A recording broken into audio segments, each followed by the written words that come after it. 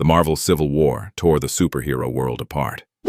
On one side stood Tony Stark, believing heroes needed to be registered, trained, and controlled. On the other stood Captain America, fighting for freedom and choice. Caught in the middle was Peter Parker, Spider-Man, who trusted Tony like a mentor and revealed his secret identity to the entire world, unmasking on live television. For the first time, Peter Parker no longer had a secret. Everyone knew he was Spider-Man, and for a while he thought it was the right thing. He believed transparency could inspire hope. But that moment of trust would cost him everything. After turning against Tony in the final stages of the Civil War, Peter, Mary Jane, and Aunt May went into hiding. Once heroes, they were now fugitives, hunted by the same system Peter once supported.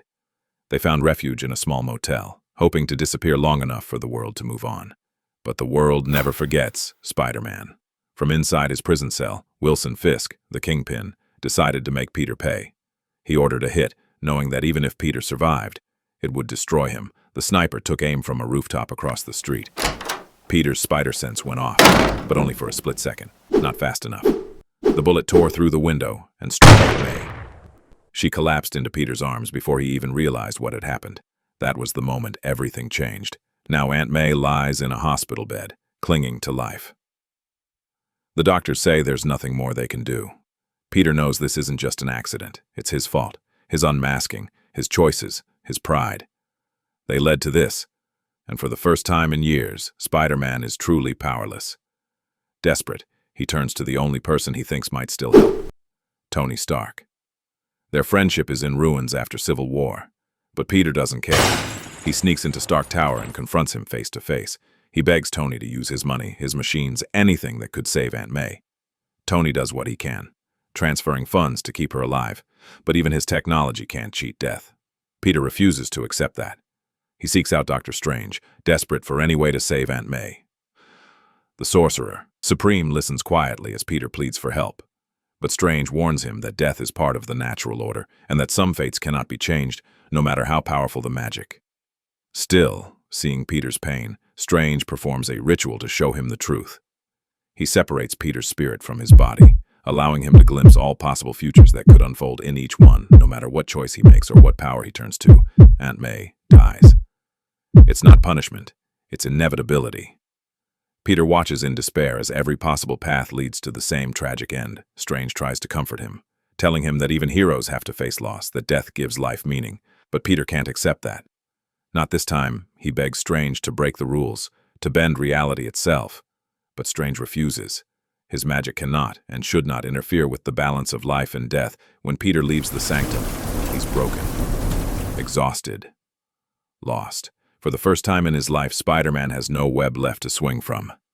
As he wanders through the streets of New York, haunted by guilt and desperation, then a voice calls out, a little red-haired girl. She seems to know him, and his secrets. She speaks in riddles about love, loss, and what he's about to give up. Before Peter can understand, she disappears. And in her place stands a man dressed in red, smooth, calm, and smiling. Mephisto. Mephisto offers Peter a deal. He can save Aunt May. He can erase the bullet, heal her completely, and make the world forget Spider-Man's unmasking. But there's a price. Mephisto doesn't want Peter's soul. He wants his love. Specifically, his marriage to Mary Jane. If Peter and MJ agree, their marriage will be erased from existence. No wedding, no vows, no shared home, no memories. The world will reshape itself as if they were never husband and wife. Mephisto even tempts them further, showing visions of what could have been. A daughter they might one day have, a future filled with peace. All of it will vanish if they take the deal. Peter and MJ are given one day to decide. They spend it together, remembering their life, their love, and everything they've survived. The weight of the choice crushes them both. Aunt May's life, or their marriage. The woman who raised Peter, or the woman who completed him. As night falls, Mary Jane makes the decision for both of them. She tells Peter that Aunt May deserves to live, that their love is strong enough to exist even if no one remembers it. Before agreeing, she whispers something to Mephisto, something he accepts with a grin, though we never hear what it is. And then, the world changes. Peter wakes up in Aunt May's house. He hears her voice calling from downstairs. She's alive. The bullet never happened. All gone. But so is Mary Jane. Or rather, their marriage. In this new world, Peter and MJ never tied the knot. They drifted apart years ago. To everyone else, it's just how things always were. Only Peter feels a strange emptiness, a wound without a scar.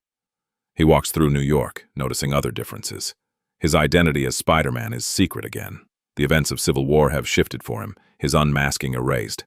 And at a party that evening, he sees Harry Osborn, alive again. In this new timeline, he never died. The cost of Mephisto's deal wasn't just his marriage, reality itself has been rewritten. Somewhere in the shadows, Mephisto watches, smiling. The little red-haired girl appears beside him, the same child who guided Peter earlier. She's the daughter Peter and Mary Jane would have had. The world may have forgotten their marriage, but somewhere deep inside, Peter Parker still feels its loss. The world thinks Spider-Man won. But Peter knows the truth. He made a deal with the devil, and he'll carry that shadow forever.